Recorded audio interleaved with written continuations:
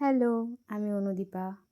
তো আজ সকাল সকালে ঘুম থেকে উঠে একটু কাজ সেরে, ঘরের কাজ সেরে ফ্রেশ হয়ে, বেশি কিছু না, হালকা একটু ব্রেকফাস্ট করে এই কাঁকরোলের পুর বানাতে বসলাম। তো ফার্স্টেই কাঁকরোলগুলো হাফ হাফ কেটে তারপর ধুয়ে সিদ্ধ করতে দিচ্ছিলাম। তার সিদ্ধ হতে হতে আমি এদিক দিয়ে পেঁয়াজ ছুলে নিলাম, তারপর পেঁয়াজগুলো কুচি করে কেটে নিলাম। তারপর এদিকে আমার কাঁকরোলও সিদ্ধ হয়ে গেল। তারপর আমি কাঁকরোল থেকে আস্তে আস্তে ভেতরে যে পাল্পটা হয় সেটা বের করে নিলাম, সবগুলিরই বের করে নিয়েছিলাম। তারপর এই পাল্পগুলি আমি এবার মিক্সিতে গ্রাইন্ড করে নেব। এই যে গ্রাইন্ড হয়ে গেল। তারপর আমার বাদাম ভাজা ছিল না, বাদামও ভেজে নিলাম। তোমরা বাদাম ভাজা থাকলে ভাজা বাদাম দিয়ে দিতে পারো। তারপর একটা কড়াইতে তেল দিয়ে, তেল গরম হলে তেজপাতা আর পেঁয়াজ দিয়ে লবণ হলুদ দিয়ে ভাজতে থাকবে যতক্ষণ না গোল্ডেন ব্রাউন কালার আসছে। তারপর গোল্ডেন ব্রাউন হয়ে গেলে ওই যে পাল্পের পেস্টটা আছে ওটা দিয়ে দেবে আস্তে আস্তে। তারপর ভালো করে মিক্স করে নাড়াতে থাকবে যতক্ষণ না এর কালারটা একটু চেঞ্জ হয়, নাহলে একটু কাঁচা স্মেল আসতে পারে। এই যে বাদাম, আমি নিয়ে নেব বাদাম, চীনা বাদামি, সেম মিক্সি বাদাম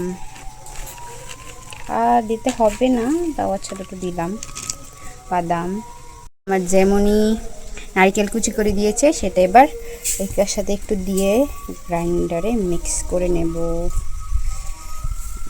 এখানে একটু শস্য ভিজিয়ে রেখেছিলাম, যেটা এর সাথে দিয়ে দেব।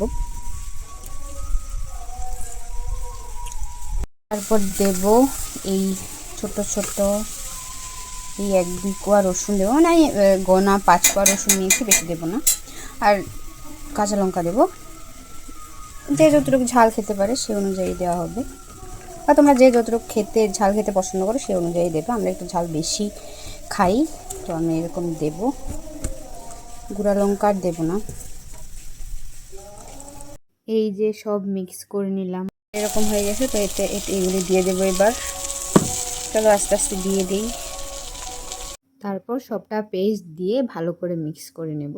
আর যেটুকুনি নারকেল বাকি আছে সেটা আমি পরে ছড়িয়ে দেব। বাদামের দুধটা ছিল সেটা একটু মিক্সি ধুয়ে দিয়ে দিলাম।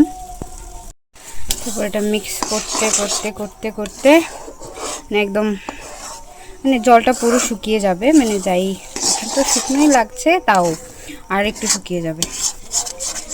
তারপর মিক্স করতে করতে আস্তে আস্তে হয়ে যাবে। এটা একদম হাই ফ্লেমে এটা নাড়াচাড়া করলেই হয়ে যাবে। আমি একটু হালকা জিরের গুঁড়ো অ্যাড করেছি, তোমরা চাইলে স্কিপ করতে পারো। তারপরে এই নাড়াচাড়া করতে করতে এটা একদম আরও টানবে, মানে কি বলে ওটাকে, মানে আরও ঠিক হয়ে যাবে এটা। তারপর নামাতে হবে। তো এটা অনেকটাই শুকিয়ে গেছে। এবার যে নারকেলগুলি বাকি ছিল সেটাও দিয়ে দেব। বেশি বাকি নেই, অল্প একটুই ছিল, আর বাকি তো মিক্সই করে নিয়েছিলাম বাদামের সাথে। তারপর নারকেলটা দিয়ে আবার ভালো করে মিক্স করে নাড়াতে থাকবো, আর একটু টানবে। এই দেখো কত তেল বেরোচ্ছে, কিন্তু এত তেল আমি দিইনি।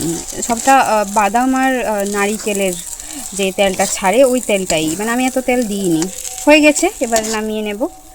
নামিয়ে আস্তে আস্তে পুরগুলি ভরে নেব ওই কাঁকরোলের যে খোসাটা আছে ওটার মধ্যে। খোসা না, মানে পাল্পটা তো আমি বের করে নিয়েছি, তো বাকি যেটা রয়েছে ওটার মধ্যে। এই সবগুলিতে আমি আস্তে আস্তে পুর ভরবো। সবগুলিতে আমি পুর ভরে নিলাম। আর এই যিনি বসে বসে আমার পুর বানানো শিখছেন, অনেকক্ষণ থেকে বসে বসে দেখছেন উনি। ব্যাটার বানিয়ে নেবে। এতে আছে চালের গুঁড়ো, সুজি আর একটু ময়দা আর একটু জল আর পরিমাণ মতো নুন আর হলুদ। তারপর আস্তে আস্তে একটা একটা করে ডোবাবে আর তেলে দিয়ে দেবে। তেল দেবে, বেশি করে দেবে, না হলে উল্টাবে না। বেশ খানিকটা তেল দিয়ে নিয়েছি আমি। তারপর এখান থেকে একটা নেবে, নিয়ে এই ঘোলটাতে ডুবোবে, ভালো করে এপিঠ ওপিঠ ডুবিয়ে নেবে।